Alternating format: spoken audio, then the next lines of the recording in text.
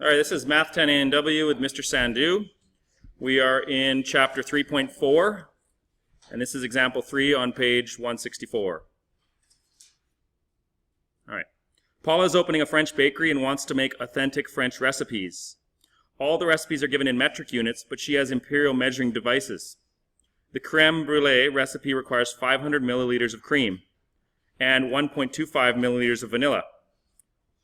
How much cream will she need in cups? Okay, so, she knows what's required, but she doesn't have milliliter measuring devices, implements, okay? I mean, she should. In real life, you guys, when you look at a cup, it's going to tell you 250 milliliters right on it. It doesn't just say 1 cup. It usually says 1 cup and 250 milliliters. So you can usually just figure it out the easy way, but for the sake of a math question, let's take a look at this. So, how much cream will she need in cups? So it requires 500 milliliters. This is just a conversion, okay? Here's the conversion that they're using. 1 cup equals 250 milliliters. And at this point, you guys are really good at this, and you're just doing your proportions. So you're saying 1 cup is the same as 250 milliliters. So therefore, if you have milliliters on the bottom and cups on top, we have 500 milliliters, but we don't know how many cups that is. So this is why I convinced you that proportions are the way to go, because we just keep using them. So 250 is the divisor, so it's going to be 1 times 500 divided by 250, which is going to equal to 2. Okay, so x is going to be 2. Once you cross multiply and divide, and it is 2 cups. All right? So that's the first question answered. I don't think that you've learned anything new there. How much vanilla will she need in teaspoons? So let's see what they're doing here. Same thing. They've just used a conversion from teaspoons to milliliters. And I'm not going to take you through that because that's honestly a waste of your time. You know how to do this from previous chapters.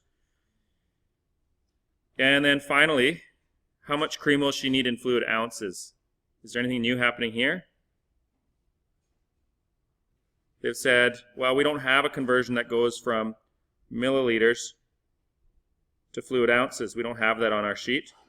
So the only thing that's different that's happening here is we have multiple conversions that need to take place in order to go from our start point to our destination. So we're trying to go from milliliters to ounces.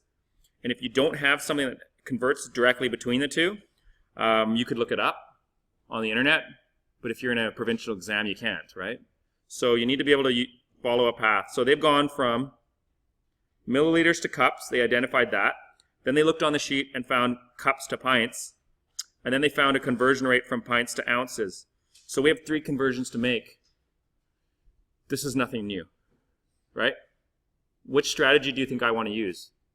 I've got 2 ways I taught you. We can do a conversion, or we can do that like big line of like multiple conversions in one shot. Which one should I do? 3 separate conversions or 1 big line? Okay, if you don't want to watch this because you get this, that's fine, because I'm not really seeing anything new here. But I'm going to do this, so you have a choice right now. Pay attention to the lesson or continue on in your practice. All right? So I'm going to do this, and I'm going to talk my way through it for anyone who wants it. So I'm going to use the 3 conversions that are identified here in one shot. And the way it goes every time is I'm going to start with what I have. I have 500 milliliters. Put it over 1, which doesn't change its value, it just looks different.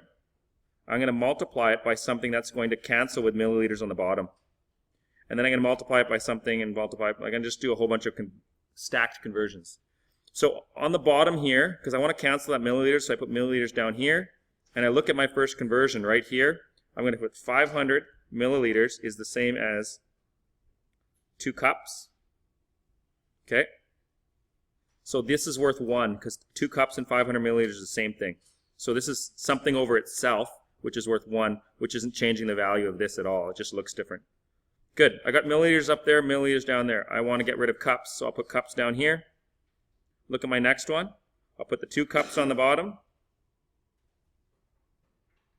and 1 pint on top. Okay. I want to get rid of pints, so I'll put pints down here. Look at this here. I got 1 pint in my final one, and I got 16 fluid ounces. So I've basically placed every single one of my conversions. I've placed it as a fraction on purpose,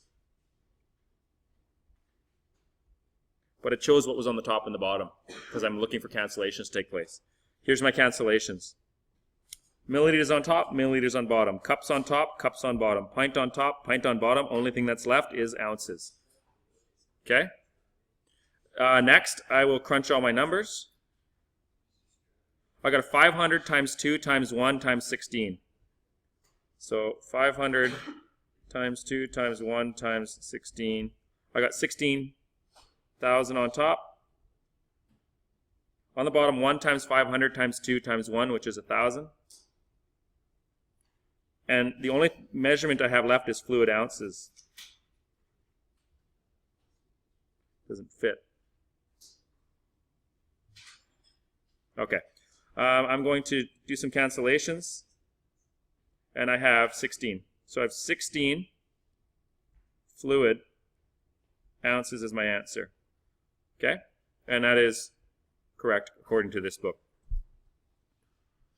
That's it. Thanks a lot for watching.